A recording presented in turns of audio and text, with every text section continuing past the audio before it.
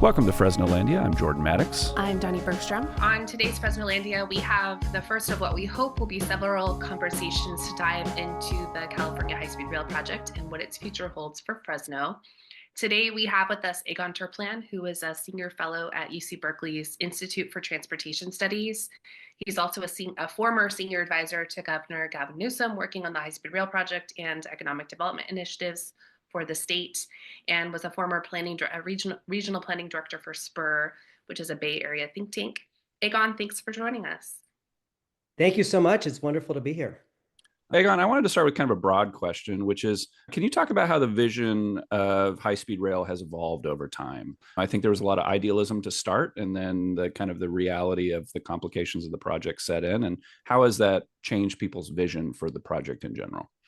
Well, thanks, Jordan. It's a great question to start with. It's probably relevant to step back and say, why do we need high-speed rail? What's the purpose of high-speed rail? Where did this come from? And it's relevant to think about. California has been or was for many years a fast-growing state with tremendous mobility, large metropolitan regions. If you think about the 20 plus million people in Southern California, the 4 or 5 million folks in the Central Valley and growing, 8-9 million people in the Bay Area, big areas with lots of economic activity, lots of connection between them. And as we know, lots of cars, lots of congestion, many airports getting congested, lots of delays.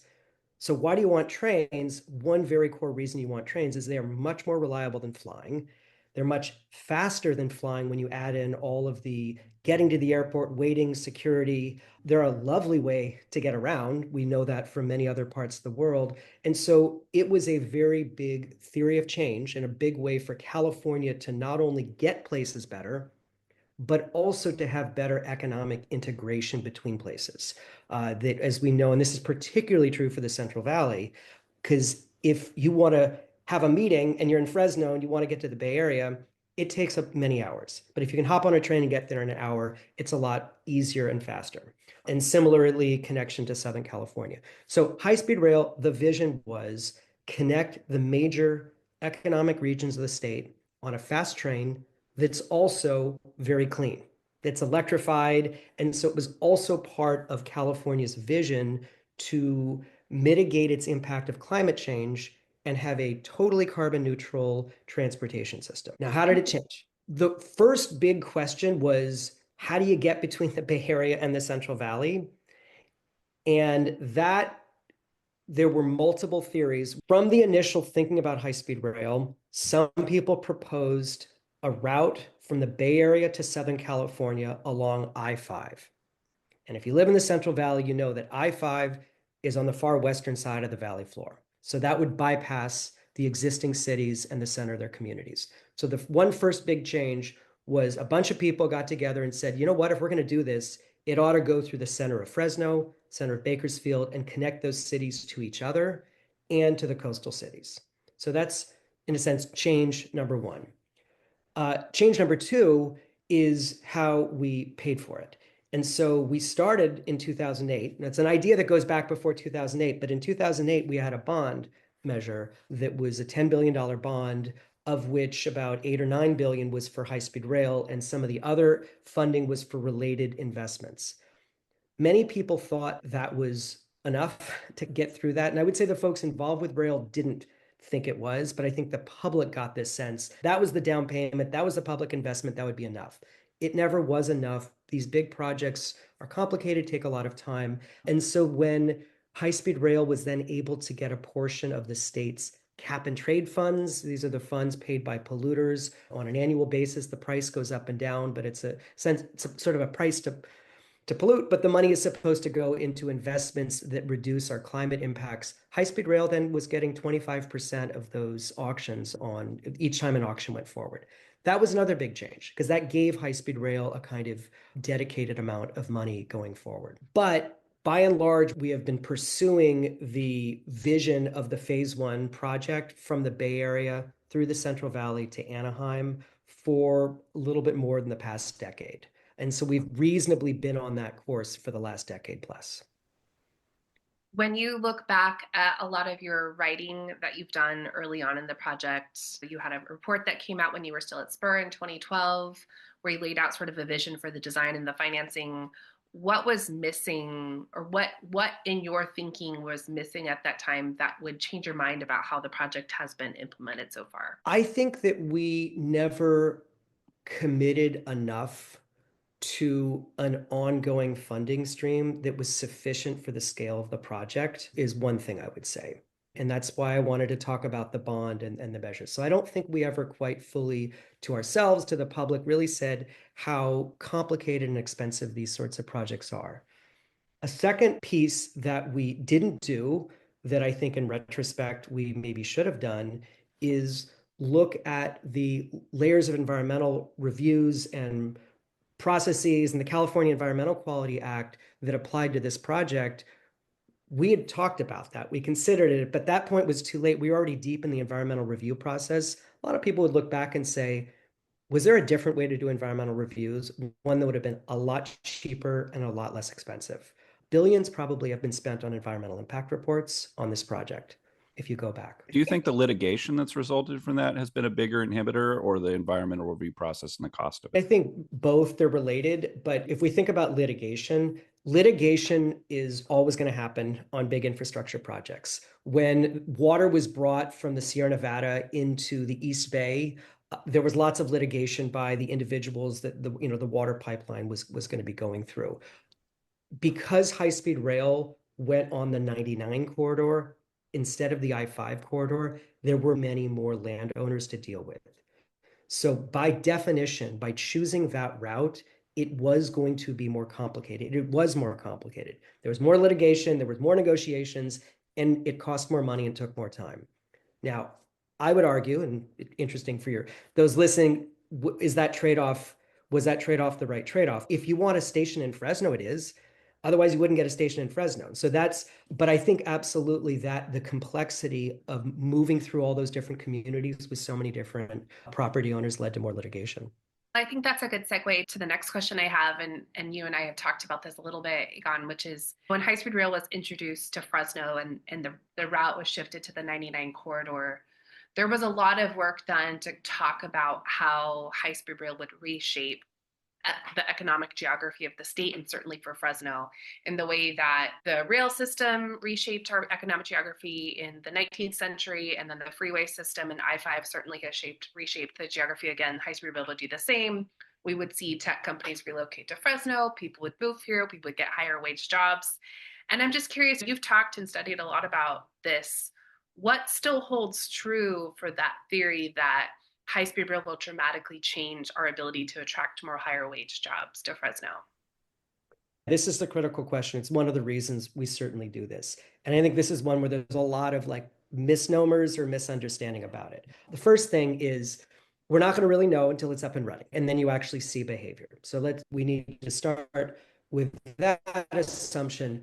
But also let's look at what's happened over the last couple of years to Fresno. There's been a lot of folks have moved, bought homes. The remote work change has enabled a set of investments in Fresno real estate that people might not have assumed in 2018, 2017, and before. So we've already been through a little bit of an experiment of what happens when a place is functionally more economically integrated, but that was virtual, not physical. So what additional change will happen? I think that's really depends a lot on a couple of things. One, what does Fresno do around its station? What is the place like in downtown?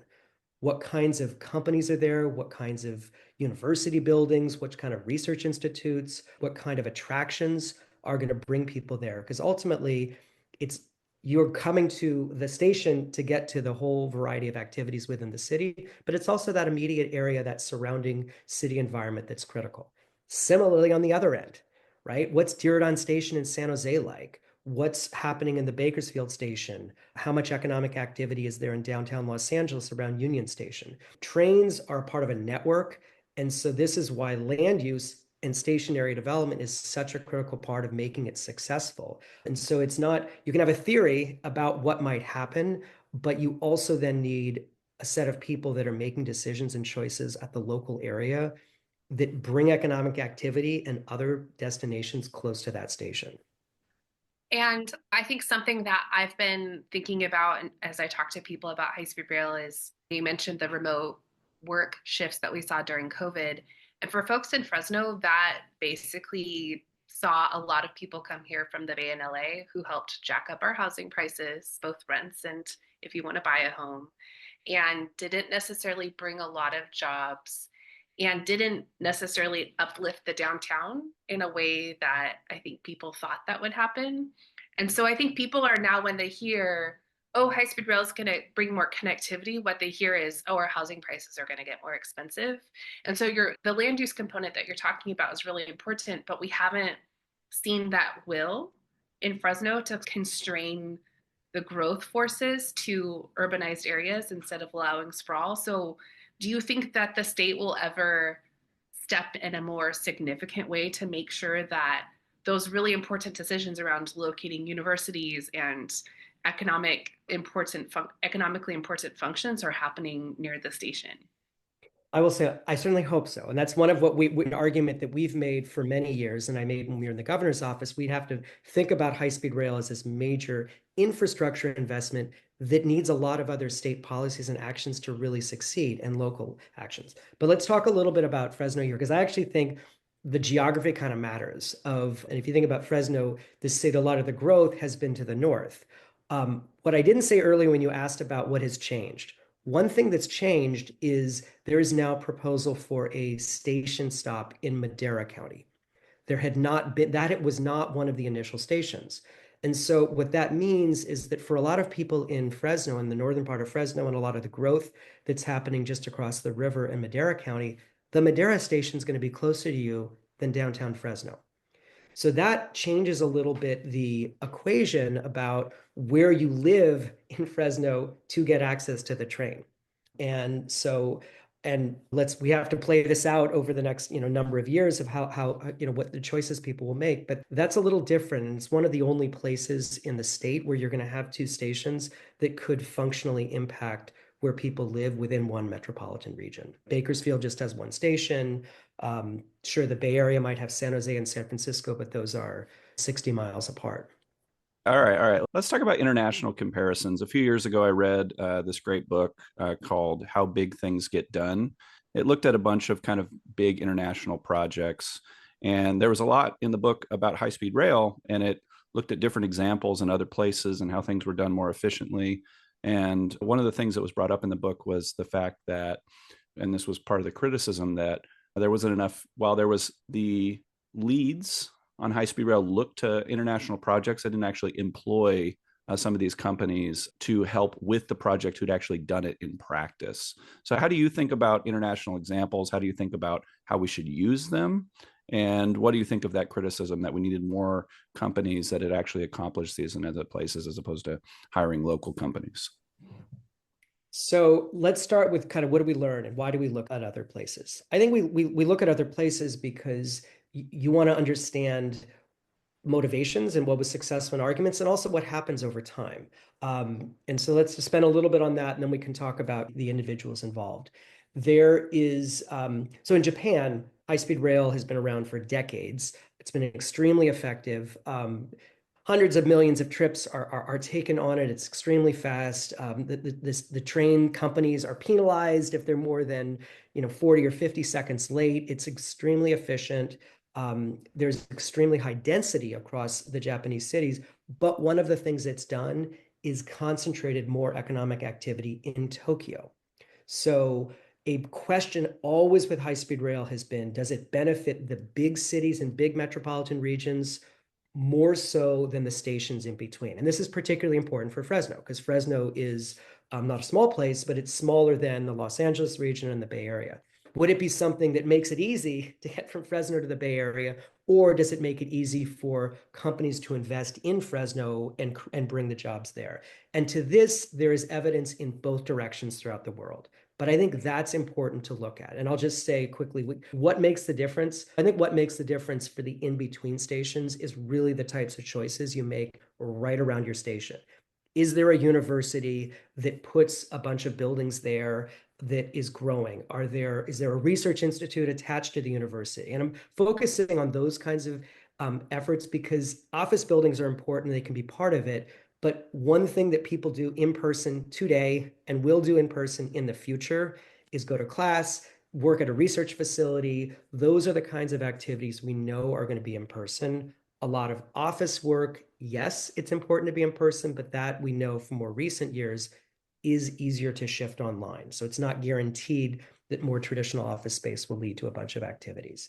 And students take the train a bunch. So that's the kind of thing and Lille, France is a great example of this.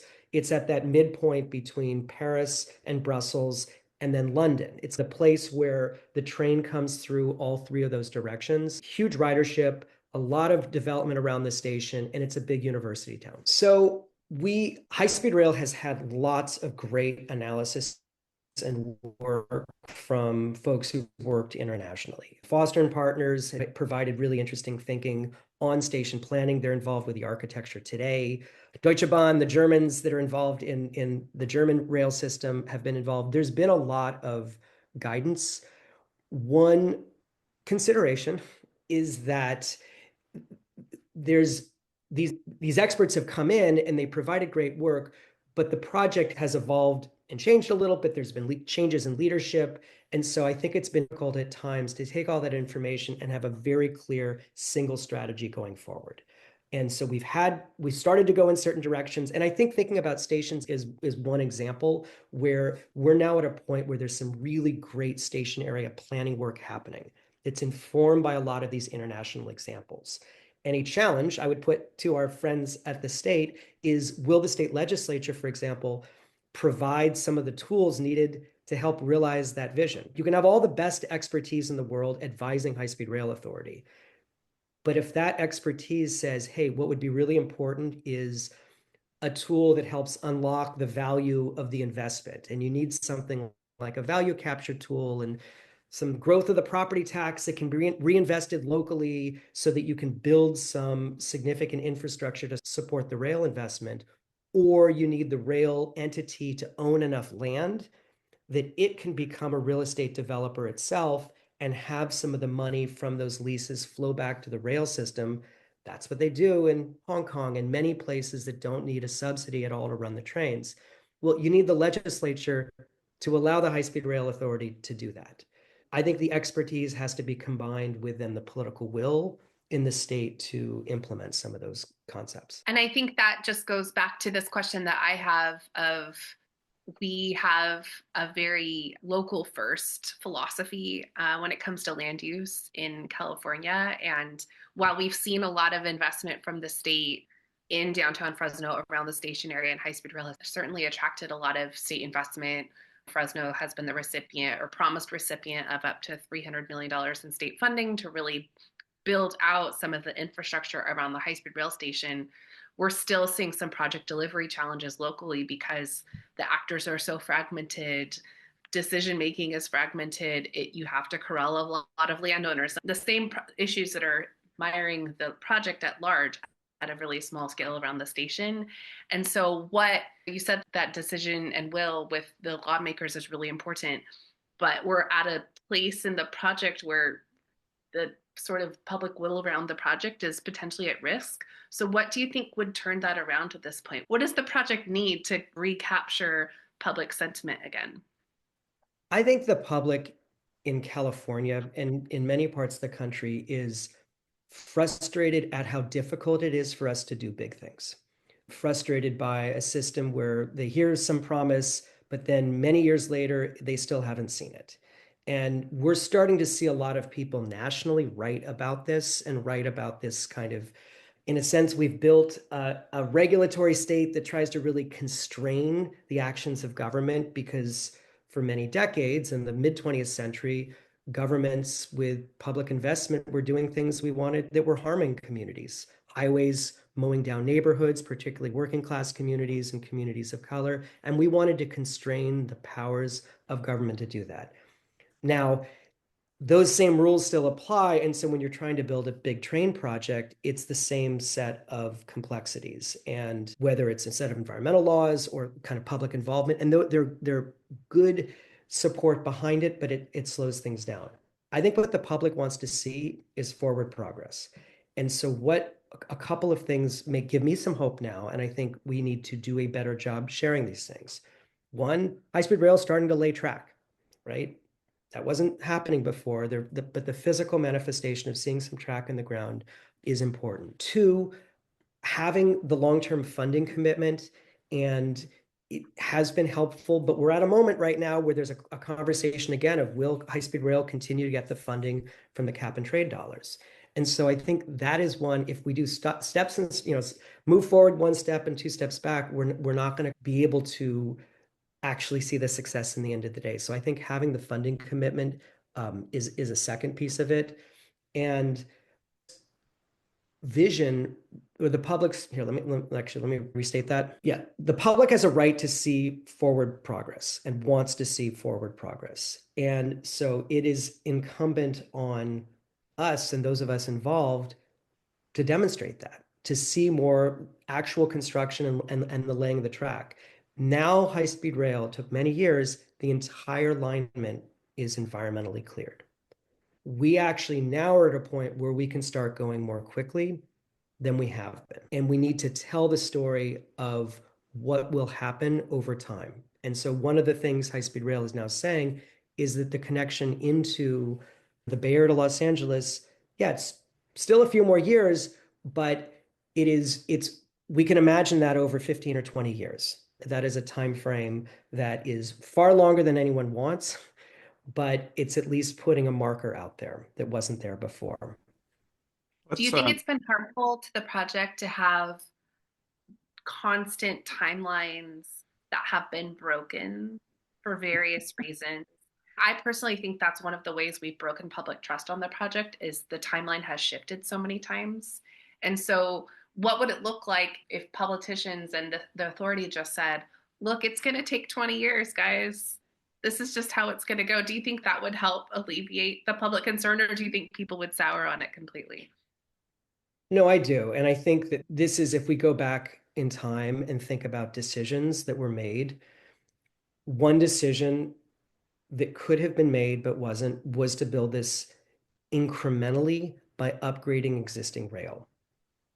Now, there's a train through the Central Valley on Amtrak ridership on the San Joaquin, and the San Joaquins is pretty high by national standards. So there already is a train connecting these cities. High-speed rail was starting from scratch to build a totally new alignment. Why? Because the current train is sharing tracks with a freight rail and is much slower, and it certainly could never be high speed. But a version of looking in the past could have taken that existing alignment and tried to add segments onto it to make the full Bay Area to Los Angeles happen first. But we all know the focus of the investment was initially in the Central Valley. And so that it was more complicated and harder to do for a bunch of the reasons we've talked about. And so the public hasn't seen it. But I'm using that as an example of, yes, if we had leveraged the existing train and done the upgrades and focused on the pieces that we don't have, I think we would be in a different place. Now, here's where we are. And I think this is actually the real question for Californians, for Americans, for all sorts of, here's where we are. We can go back and criticize and litigate, but going forward is, do we think having an electric train throughout California is still something we want to have for the 21st century? Do we want to demonstrate that we have the capacity as a society to deliver on big projects? I think a lot of Californians are going to say, yes, we do. The second question becomes, is it still worth it? Do we still have trust and faith that it can happen? And I actually think we have a critical window in the next couple of years to demonstrate some significant forward movement. And I think people are going to shift. And then, of course, once it opens, that's a whole different game show. But we have to get to that point. Yeah. Well, let's talk about potential or hypothetical riders. When you imagine someone commuting on the train from Fresno to San Francisco, is this going to be I'm imagining like a teacher in Cupertino who can't afford to buy a home, and so then they commute into the Bay Area? What do you imagine when you think about a potential rider on this train who's living maybe in the Central Valley and commuting to coastal areas? So I actually don't think commuting is really a big part of this. And so I think it's something where people don't commute significant distances generally. Most people's commutes are 25, 30 minutes. Some people have longer commutes if they live in a dense city like New York and they ride transit. And certainly some people have long commutes in the automobile because of housing costs. But in general, hour-and-a-half commutes are the outliers. They're not the norm. And I don't think we should be planning high-speed rail for a teacher in Cupertino to live in Fresno. However, I do think that we think of all the people in Fresno who fly out of SFO to go other places. Taking the train to SFO, transferring, and then getting on the airplane, that's going to be a much, much better way to get around, particularly if you're going overseas. So that's a piece of ridership. Obviously, a piece of ridership are the people that have business meetings in one city or the other.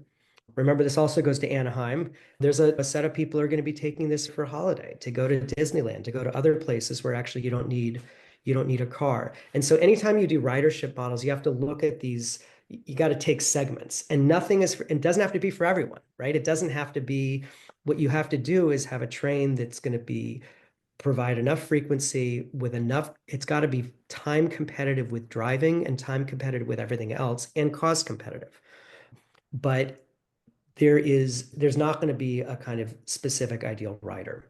Another piece of ridership that I think we haven't talked enough about are our university students, graduate students, and researchers. So think about just in the Central Valley between UC Merced, Fresno State, and CSU Bakersfield. You've got tens of thousands of people involved in research, taking classes. Imagine that we said, hey, all students at CSU and UCs have a free pass on high-speed rail that's part of your tuition. And you can take courses between the different universities up and down the corridor. So you could live in Bakersfield and take a class that you go up for the afternoon and spend the afternoon in Fresno and then make it back to Bakersfield. So I think that's a piece of how we have to be just a little bit more creative in our thinking. That happens in other places. That's not a kind of a crazy new idea. So it's not just about the inland to coast. I think it's also about up and down these economic relationships within the valley that can be critically important. I want to talk about the world in which high-speed rail doesn't happen in the valley and in the state, because that is still an option on the table as the Trump administration is looking to potentially pull federal funding, and we may not have a federal partner at least for the next few years. And we're having this debate locally about where future funding for the project will come from the state. And for a lot of folks who haven't been in Fresno in the last several years, our city has been entirely upended by high-speed rail construction. It's really hard to go anywhere downtown, Chinatown. My commute to work daily comes through high-speed rail construction. Everywhere you go on every freeway, there's pylons welcoming you as you enter into the city. And so I think people forget, that aren't from Fresno, how much it has impacted our daily lives already. And so the question of if high-speed rail goes away is not hypothetical to us. It's, what are we going to do with all this infrastructure?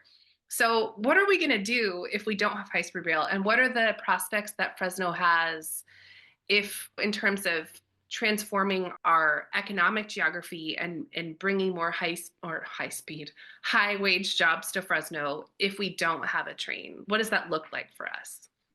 Yeah, I think there's okay, so first is like you have all this infrastructure.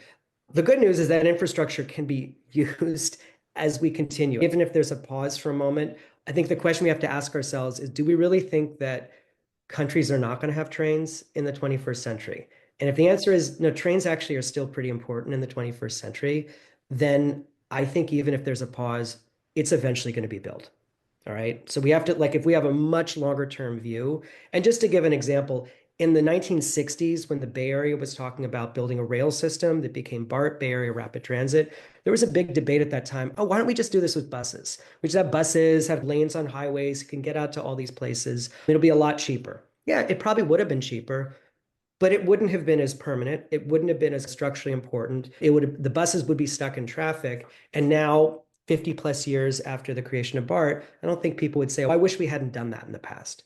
The same is true for high-speed rail. So I think that we have to give ourselves a much longer-term view of that. And it's unfortunate the impacts, the direct impacts on inability to cross roads. And there's probably a bunch of decisions that high-speed rail could have done better to make it more convenient to get around. And that's maybe a different conversation about sort of the scale of the infrastructure that we did, which might, maybe we could have done it in a more incremental way.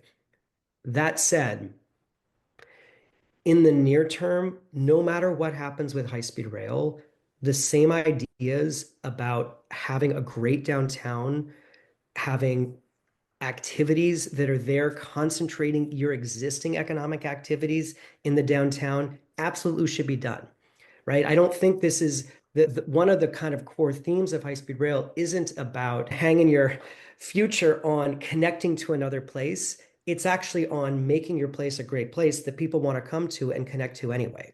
And so all the things, and I think that people have talked about moving into ag tech and the future of food, and there's a kind of an initiative around that, thinking about the opportunities in clean energy that can be done locally, irrespective of what happens at the federal government. A lot of the work that we were involved in, the governor's office was thinking about these different diverse regional economies and continuing to grow them. That's what Fresno should be doing, no matter what happens with a train. And now, but locally, some of that infrastructure, I think that we also have to think about interim uses around those stations and activating them. And so this is something, again, where one very specific idea we know from other places is think a place manager, right? Of kind of thinking about someone who wakes up every morning thinking about how to make that place work.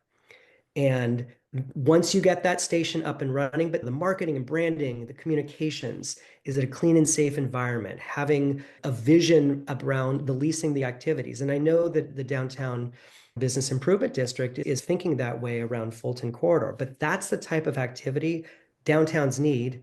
And we should just continue full speed ahead in that process. We have built massive infrastructure projects in California before, the interstate highway system here, the Central Valley Project, the State Water Project. So why has it seemed, at least from the public eye, that high-speed rail has been so much more difficult to implement than those other massive infrastructure projects that we've built in the past? In recent years, high-speed rail is definitely the biggest infrastructure project proposed in California and across the country. And as a result, it has the greatest amount of attention. And so as we are in the middle of a time in the United States, all across the country, where not only are all types of infrastructure projects more expensive than they used to be, much more expensive than they are relative to other countries, including neighboring countries like Canada, right? Oftentimes 2 or 3 times more expensive, or at least 50%, depending on the project, the transit project, the sewage line. We do things more expensively in the United States. We're slower at it. That is true also for high-speed rail. High-speed rail just happens to be bigger than anything else. So it has a big target on its back. It's much easier to critique. But when a 5-mile highway widening comes in twice as expensive as it was before, no one even reads about it, because that happens every day. That happens all the time. And we don't see the scale of these much smaller infrastructure projects that are going on day in and day out. Now, people are frustrated because they're stuck in traffic. People are frustrated because the roads aren't paved as well. But those are just much smaller projects on an individual basis. So high-speed rail has definitely suffered from that, from being big and from having much more attention associated with it. And if we look at historically, let's take the Transcontinental Railroad, for example. They pushed through the Sierra Nevada mountains over the course of 2 or 3 years, but almost 1,000 people died. There was disasters. There was not a lot of control. People weren't paid. There were so many effects of not having protections for people. And so it seems like we're trying to do things safer and protect humans, protect the environment. But there's a trade-off to that, which is inefficiency. Dozens of people died building the Golden Gate Bridge, right? That kind of human loss and the environmental impact of various projects, I don't think the public would accept these days. And so we have to be aware, like, that's the world we've created. If we want a different world, and if we want a different set of rules, that's on us. And I actually think I think we're at a pivot moment where there are a number of people in California and in other states who are starting to argue, We have a vision of a different kind of economy, an economy that's less impactful on the environment, economy that produces jobs that are higher wages, but we got to build it. And it's going to take new electrical lines. It's going to take new rail lines. It's going to take these kinds of investments. And maybe we ought to be faster at doing that and still doing it in a way that's respectful of communities and the environment. And we absolutely can. But I think we have to be honest about that there's a set of rules we've created that we might need to adjust in order to be more effective. And to carry this on a little further, speed equals risk. The faster you do projects, the more errors you run into, the more mistakes you make. And so this is a big project that involves risk. And so that seems like the trade-off that we're making, right? Yeah, and we're trying to be extremely cautious about each piece. And also some of it is like the complexity of infrastructure that's physical, right? A lot of things have changed very quickly in our society in the last couple of years. Many of them are virtual. And certainly when you make changes in kind of the physical world, building something through someone's property, you got to work with them, you got to negotiate with them, and that takes time. If you're just going to mow straight through and not give them a choice or a voice, that's going to be faster. But that's not going to respect them, their community, the history, and the involvement they've had in that place. And so those are the trade-offs that we've certainly gotten to. So Egon, we know this year in particular is a really pivotal year potentially for the project as state legislators are figuring out the future of cap and trade and whether high-speed rail will be a part of that picture. What's your message that you would wish you could send to state leaders about how they should think about the future of this project? The state of California needs to recognize that we are not going to get to the carbon neutral economy vision without high-speed rail. We are not going to meet the commitments we have collectively made towards our responsibility to limit climate change. We are not going to have a resilient state economy without high-speed rail. It is fundamentally a part of a future environmentally thoughtful, equitable type of society that California says that it's about. So we can look at the challenges the project's faced, we can make adjustments to speed up the delivery of it, but we cannot have a future California that meets the goals that have been bipartisan for a number of years, particularly around climate, without an electrified clean rail system. It just will not work with highways and airports and continued expansion of our communities ever outward into wildfire zones and the risks associated with that. So I think that our legislature and our political leaders at the local level and all levels need to embrace that. And they know that when they visit other countries and they see what high-speed rail is and what the experience is. And given that, they should come back and get down and get to work and say, what can we change to make this happen more quickly? We know that we need it. And so high-speed rail has suffered from a debate around, do we need it? Could it be done in other ways?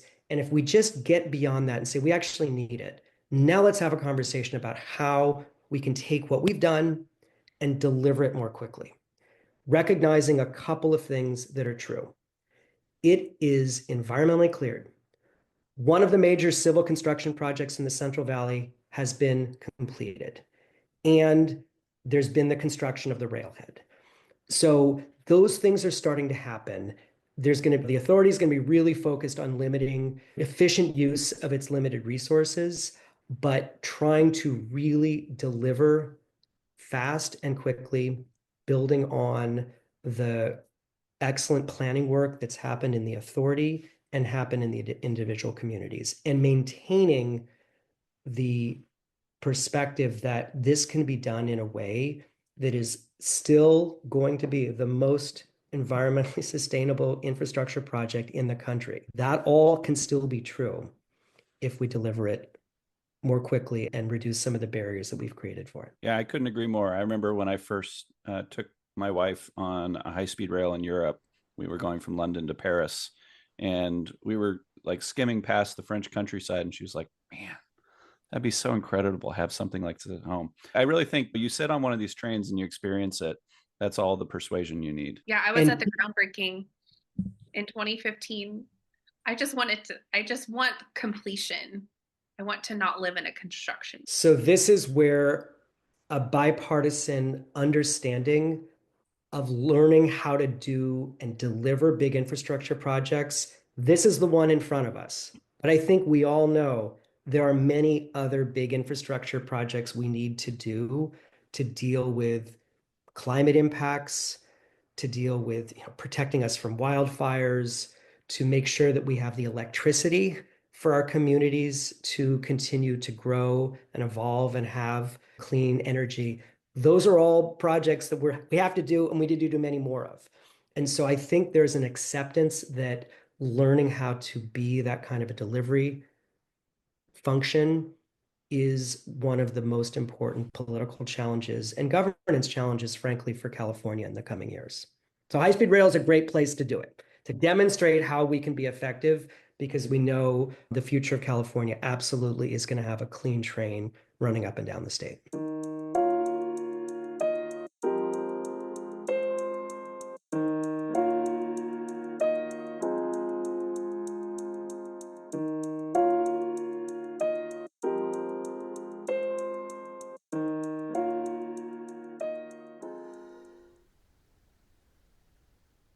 We're going to close this podcast where we always close with what we're loving this week.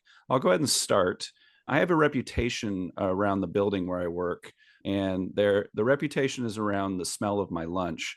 I love sardines. Whenever they go on sale at Costco, I buy them in bulk and I keep them in the kitchen in my workplace.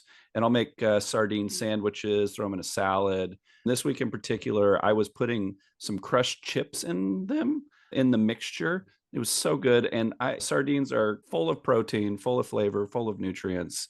They smell a little bit, which is what brought me the reputation at my workplace. But I am a big sardine advocate, and even a coworker bought me like a little bag, like a little reusable bag that I could carry around that's got little sardines floating on it. So I've become Mr. Sardine at my workplace. Donnie, what are you loving this week? First of all, I don't blame your coworkers if they hate you. I don't blame them either. B, I'm sure you follow Allison Roman, who has a lot of recipes that include sardines. Mm-hmm. I have not brought myself to make any of them because I can't stand the sight of sardines. I'll go next, even though mine is super boring, but it's just continuing my reputation of being the world's most boring person in my spare time. So I'm really into this new time blocking thing. Do you guys time block on your calendars? Sometimes.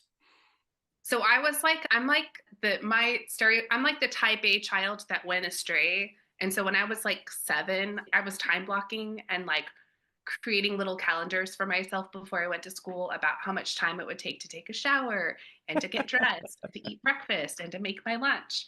And then I went astray, and now I'm back to it as a almost 40-year-old. But my day is like literally booked from 6 a.m. till 9 p.m. But it keeps me on schedule because I've already pre-decided everything I have to do. So it's, oh, I have 15 minutes extra on my calendar. What am I going to do? Oh, it's already been decided. You don't have to make any decisions. And just like eliminating decision fatigue is huge for me. So big advocate of time blocking. But I'll probably revolt at some point and shall tell our audience about that. It seems like it's a pendulum thing. You get really organized, but then entropy happens and it goes to disarray. Absolutely. What does it feel like to pop a block, to get rid of one of those blocks and just ignore it? I have to move it. I can't ignore it. You have to just move it to a different day on the calendar. Anyways, it's been great. Super love it. What are you loving this week? It's interesting. I love piano and I play jazz piano some. And so I think improvisation is the opposite of the time block planning, Dani, that you're talking about, of living a life of let's see what this comes, let's respond to that a little bit. And sometimes in cooking, one can do that. Let's see what these ingredients we have here and we make a gumbo from it. So two things for me. One is following the food lens. I do love sardines too, but I've been thinking actually more, I love this time of year for the quality of the citrus and the oranges you get, and just constant variety, the acidity, the sweetness, the different colors. Some are easier to peel than others. Just the whole experience of wintertime in oranges is I love. I'm also, one of the great changes in the last couple of years is the rise of the audiobook. And so for someone that's out and about a lot, it's hard for me to find the time to sit down in a chair and read a lot of books, but I consume so many more books as audiobooks because you can also change the speed and make them go faster. And podcasts, right? That too. So one of the books I'm reading right now is called The Narrow Corridor: States, Societies, and the Fate of Liberty. And it came out a couple of years ago, but I think it's important because it's this idea that where we have a society with a rule of law, where we have some collective agreement on what's going to bind us together, where frankly we're safer. You go back through most of human history, a lot of environments and places haven't had that. And we've had that in many countries. We've certainly had that in the United States for a couple of hundred years. And this book came out about 5, 6, 7 years ago. And I think it's important as we are in California, we've been talking about high-speed rail and how do we make it work. These are hard things. And I think it's okay to acknowledge things that are difficult, but also to really embrace the fact that if we can debate things, if we can disagree about them, debate them, come to an understanding, and then move forward. That's what a democracy is about. And so this book is a little bit on how so many parts of the world, for so many times, so many eras of human history, we didn't have that. And there's this sort of narrow corridor that gets us to a place that's fundamentally safe, with a rule of law, where democratic decisions can go forward, and frankly, where the people have a check on what decisions that are made by different branches of government, by preventing a king from being too powerful. We've made it real hard to do big things like high-speed rail, but we also can collectively come together and say, all right, if we're agreeing to this fundamentally, let's figure out the right way to do things. So that narrow path of liberty is something I've been thinking about a lot. Sounds very relevant for today. So this has been a lot of fun. Thank you, Egon, for joining us to talk about high-speed rail. I think we all learned a lot in this conversation, and I feel a little more optimistic after it, to be honest. I think your rah-rah worked on me a bit here, as generally someone that's felt fairly pessimistic about this project for a long time. So we really appreciate you stopping by to talk to us. Well, thanks, Jordan and Dani. It's been great to be here and look forward to seeing all the work that you continue to do going forward. This has been Fresnolandia. I'm Jordan Maddox. I'm Dani Bergstrom. And this podcast was recorded at Sun Stereo Warehouse in downtown Fresno. Audio editing and mixing was done by Jordan Maddox. Our lead image comes from Vaughn Ballanon, and our song comes from Stateless Rat.